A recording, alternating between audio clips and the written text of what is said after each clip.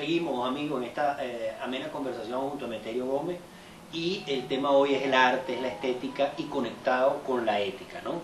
Habíamos repasado, Emeterio, ese tema en la Edad Media de que teníamos que atribuir la inspiración, la musa, a algo divino, a Dios. Pero el arte, como todas las disciplinas, ha seguido evolucionando, y hay una explosión en el siglo XX con el tema del surrealismo, el arte abstracto, las distintas propuestas que surgen en todos los ámbitos a raíz de la modernidad y después de la posmodernidad, ¿no? Y retomando la segunda parte de lo que habíamos hablado, como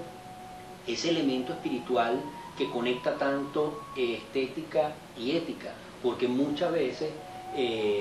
los artistas no son reconocidos por el mercado, el artista no goza del beneplácito del factor mercantil,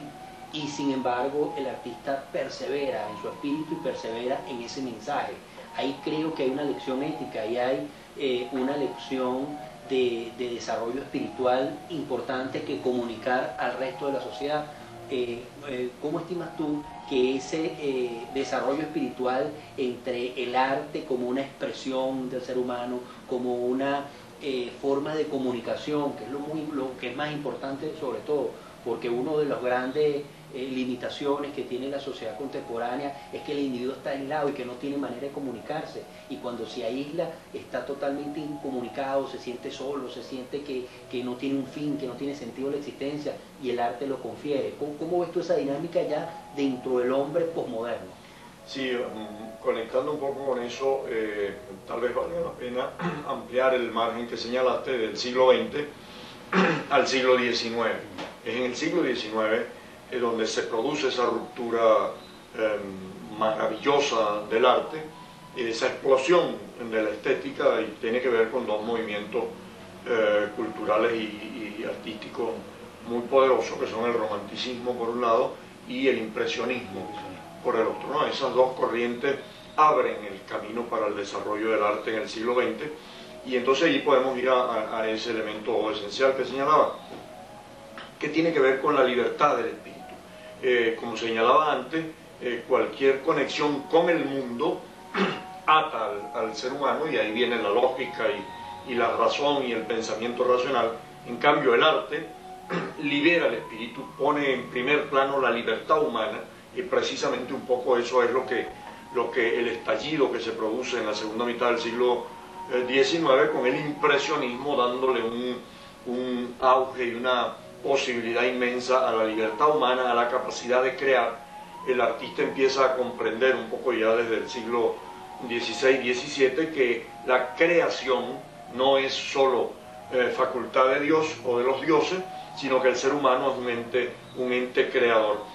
Y por eso la noción de libertad pasa a ser el elemento básico, y ahí viene un poco la conexión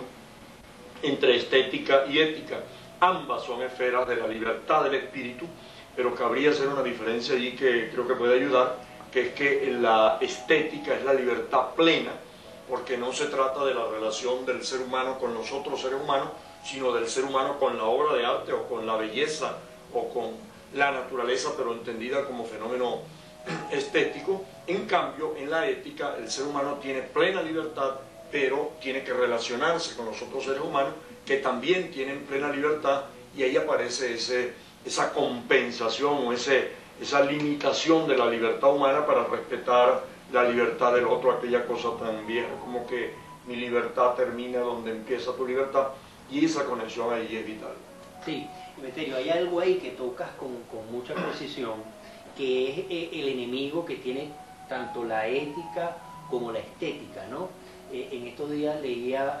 no recuerdo dónde, que se decía que el ser humano tiene una intención de newtonizar, es decir, que después que se descubre las maravillas de la ciencia con Newton, mira, queríamos a todo ponerle un sistema, una metodología, las escuelas, y parece que es una fiebre, ¿no? De llevar todo a un sistema o a un método, y llegamos a un callejón sin salida.